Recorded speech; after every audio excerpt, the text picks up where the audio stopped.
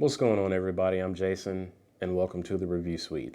And this is my budget back to school guide. So when it comes to back to school tech offerings, I think we often forget about the crazy cost of tuition. Student loan debt in the United States is over $1 trillion, and that debt is growing rapidly. Now, I'm not bringing up student loan debt to turn this into a political conversation.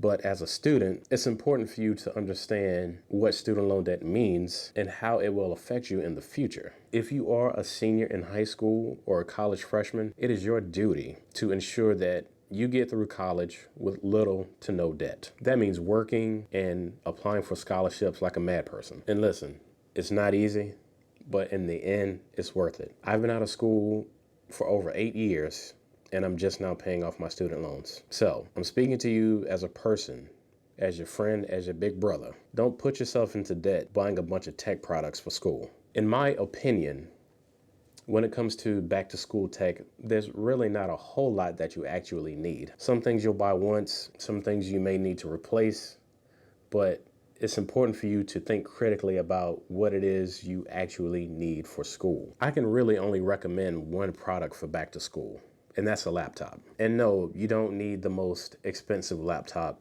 for school. And I'm not going to recommend a specific computer. That's up to you to decide what sort of computer you need. But if you are a liberal arts student, you probably don't need the most expensive computer. I'm not here to tell you what to do with your money, but if you are going to buy tech for school, I want you to follow these 3 rules. Rule number 1 is do your research before you buy anything. When it comes to technology, a lot of colleges and universities have a lot to offer their students. That can be in the form of free software like Microsoft Office, Adobe Creative Cloud, and a host of others. Sometimes some colleges offer students the opportunity to check out laptops to use on campus. So if you can't afford a computer, you might have that option. So it's up to you to find out what resources your campus offers before you buy anything. That can save you a bunch of time, and it can certainly save you a lot of money. My second rule is only buy what you can afford. Listen, I know that this is not the most fun video, and I understand things are expensive, but you can avoid a lot of stress by not financing items that you may or may not need. Again, I only recommend buying a laptop for college, but that's only a recommendation. Depending on your circumstances, you may not even need a laptop your first semester of school. But again, if you are buying tech products, only buy what you can afford. Prioritize your technology needs. So if you need a computer, make that your number 1 priority.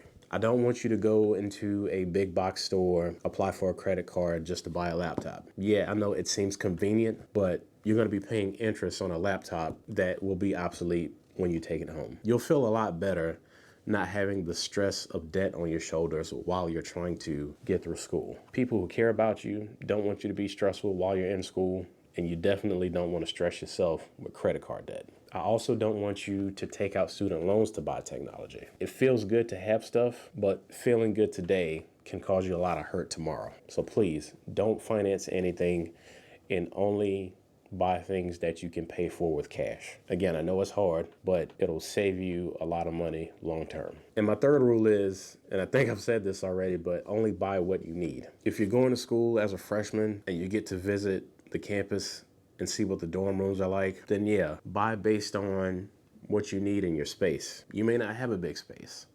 It may not be necessary for you to buy a microwave and a refrigerator for your room because, again, you may not have the space for it. This is why it's important to wait to buy things until you actually get to college. Understanding what it takes for you to live daily is very important. You should definitely live on a budget. You should definitely try to retain as much money as you possibly can during school. If you just buy one piece of equipment like that laptop, you should probably have some sort of renter's insurance in the event it's lost or stolen from you. And God, I hope that doesn't happen, but things do turn up missing in college more often than you think, so you need to protect what you have. And buying only what you need will limit your liability while you're in school. But yeah, that's all I got for you guys today. I know this wasn't the most fun video, but again, it was meant to help you think critically about your needs while you're in school. I know there's a lot you have to deal with in college. I've been out of school for a long time, and I remember those days of not having money, and I also remember